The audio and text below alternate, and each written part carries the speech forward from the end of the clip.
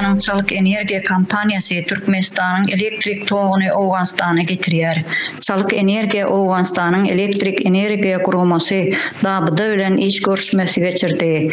Ýurdun Günmatar bölegindäki Noar al-Jihad elektrik geçirji merkezine degişli gurşowyň dikeldiş taslamasy üçin ulanşoga gol çekdi. Elektrik energiýasy kynçylygy çekýän Owganstan rejim çalşygyndan soň çykalga gözleginde. Taliban häkimetine geçen Owganstanyň elektrik energiýa ulgamy Türk kompaniýasyna ynanyldy. Ýanwar aýynyň 28-ine Owganstanyň paýtagty Kabulda möhüm ulalaşyga gol çekildi.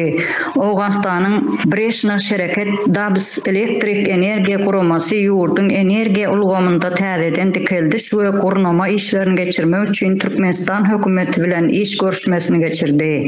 4 günlük resmi sapar bilen Kabul gelen Türkmen topary Owganstanyň Günmatar bölegindäki Noar al-Jihad elektrik geçirji merkezine degişli gurşowyň elektrik ulgamy taslamasy üçin ulalaşyga gol çekdi. Dabysyň resmi internet saýtynyň berýän beýanynda Noar al-Jihad elektrik geçirji merkeziniň berýän elektrik energiýasynyň güýji 110 kW-dan 220 kW-a çıkarılýar.